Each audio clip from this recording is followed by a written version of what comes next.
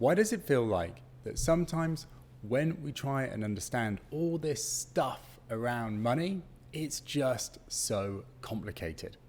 Well, today's episode goes into exactly why that's the case and why you aren't alone.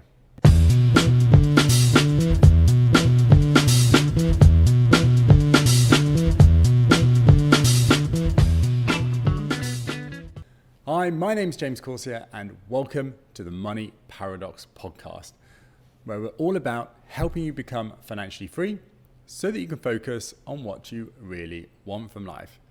Today's episode is all about how we are all money noobs. So what do I mean by that? Well, many of the concepts that we now rely on to be good with money, to have a good financial discipline in our life, to be financially successful, all are very new concepts.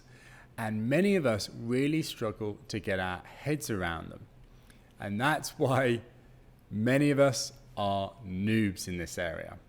But money has been around a very long time, over 1,000 years.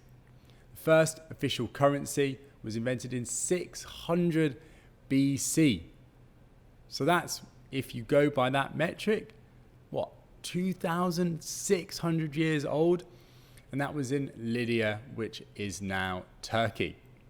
Coins then evolved into banknotes at around 1661 AD. So money itself is not new. It has been around a very long time, and we've certainly had a chance to get to understand it. But if you think about some of the modern foundations around money, those are much newer. Let's take pensions, for example.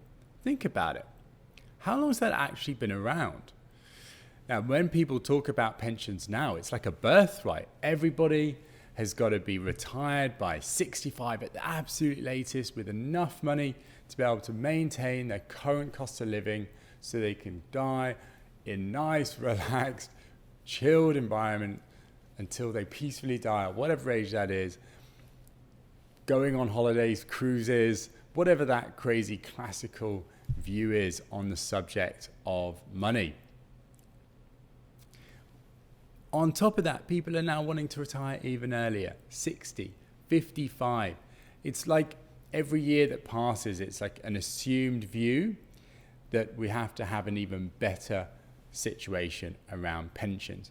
And when there's ever talk from governments or suspicions that governments are going to reduce what kind of provision they give around pensions, people are up in arms. How can they do this? This is something that we need. We can't work every year in our life forever. But actually, when you start doing a bit of digging, it's very different. The pension started in the UK in 1909. So it's not that old, less than 100 years, just over 100 years, 111 years, right? So decent amount of time. But for a lot of that time, pensions were very small and only really was given to very few people. If you take recent years, from April 2016 to March 2018, in those 2 years, in the private pension market, £6.1 trillion were brought in to that space. That's 42% of people's total wealth. So nowadays, in recent times, pensions are massive. It's a big part of where people want to focus on in their private finances. But then just going back, say 10 years, from 2006 to 2008, in those 2 years, after adjusting for inflation, right? So this is the real changes, not nominal. £3.6 trillion went into private pensions. So still a huge amount of money. We're talking trillions of pounds just in the UK. But if you compare that to total wealth, that's 34% of the total wealth at the time.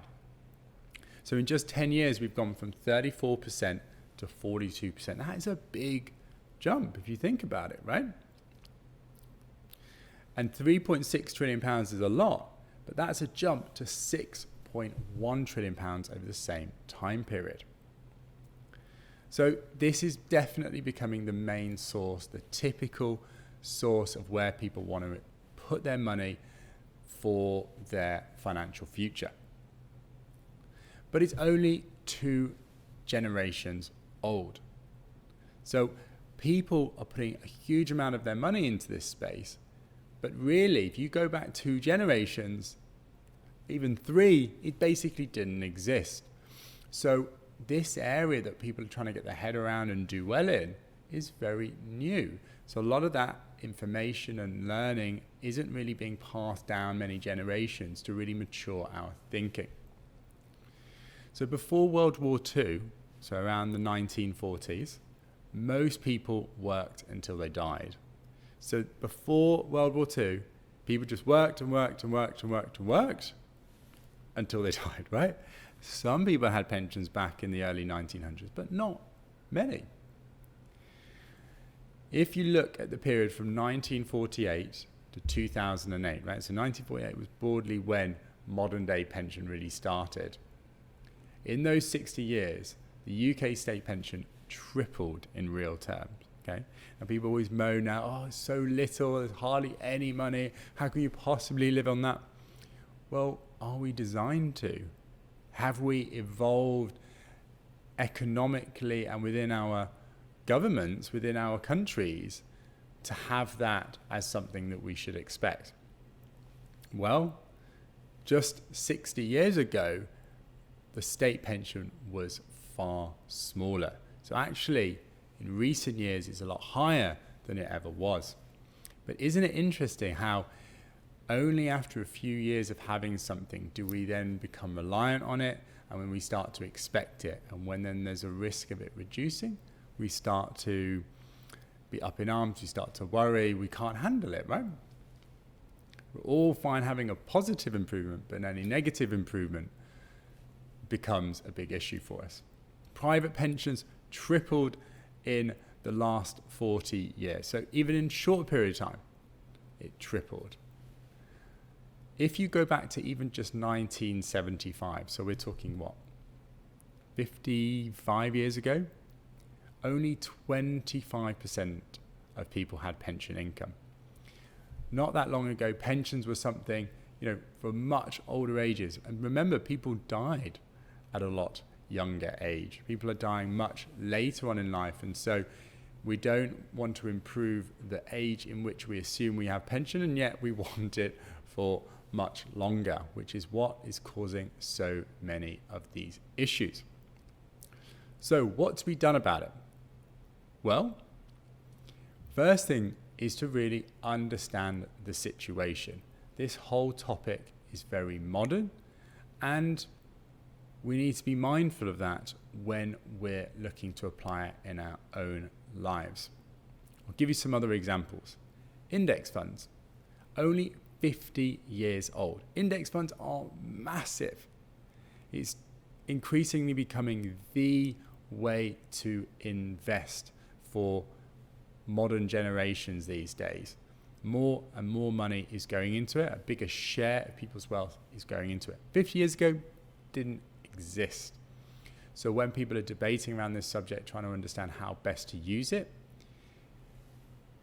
there isn't much of a time span for us to really appreciate what works and what doesn't. Consumer debt. Since World War II, it's widespread. But you go back before then, in the 30s, 20s, it just basically didn't exist. Most people weren't able to get into this kind of debt, but nowadays it's totally expected. It's like this given right that everybody who has a bank account and has a citizenship in a modern day country can go out and get a credit card, get a loan, and be able to borrow against their potential for the future. But because it's so new, being able to manage that in an effective way isn't always easy. The first credit card was introduced in 1946. Not that long ago, right? Think how prevalent it is today. So psychologically, emotionally, we've only had, 20 to 70 years to adapt to so many of these tools that we see as just so foundational. Now, I've used a few examples: pensions, index funds, consumer debt. But there are many other examples like this. So feel free to do your own research and really look into how old these concepts are and how they've evolved in such a short period of time. So what? Does that allow us to just go, well, we don't need to know these things, it's fine. I can accept that I'm not very good at it because these things are very new? No. Okay. But it doesn't mean that you should be giving yourself so much negative feelings around not being very good in this area. Many people, in fact, I would probably say most people in the world struggle with the topic of money. And this allows us to understand one of the main reasons why that's the case. So cut yourself some slack. Remove the shame, remove the blame around this, because it's that very aspect, the negative emotions that you attach to the subject of money, that can be the very thing that gets in the way of us improving in this area and actually making the topic a facilitator, enabler in our life rather than a blocker. It is totally normal to have issues in this area. It's new. We haven't had generations of parents passing down this information. If you think about it, think about your own situation. Did you get taught all the various things you needed to understand around money from your parents? If you did, great. But most people probably didn't. In fact, most people didn't. And that's because these topics are very new. But it doesn't give you an excuse to play the victim card. An excuse is the worst thing you can use this information for. An excuse is what allows you to stay where you are. So many people I speak to, and I talk to them about many topics, but money especially. And I talk to them about, how are you in this area? And what are the areas you struggle in? And interestingly, many of those people will default to why they're bad at those things in the area, bad at those areas they're not very good at, even if I don't ask them. And interestingly, my observation around that is the why, the excuse, is what allows them to stay there. It justifies why they aren't good at what they do. But if you are able to remove that excuse, that justification, it allows you to focus on actually what you do want, right? Because what you do want is not money itself. What you do want is the life that you want to live, a fulfilling, meaningful life, a life that contains all the things that are important to you. Well, you are where you are right now. And there are many things in your life, perhaps, that aren't in it that you would like for it to be there.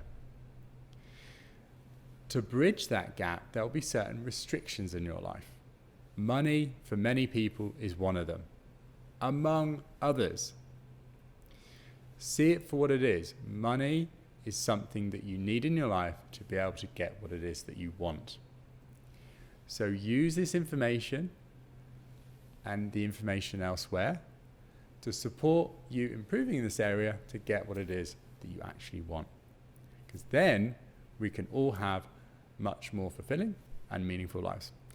Guys, I hope you enjoyed this video. If you did, please do let me know in the comment section below. If you would like me to cover future content, feel free to let me know, DM me, and I'd be more than happy to do it. And subscribe to check out my free weekly content as I'll be releasing it into your inboxes every week. Thanks very much. See you soon. Bye-bye.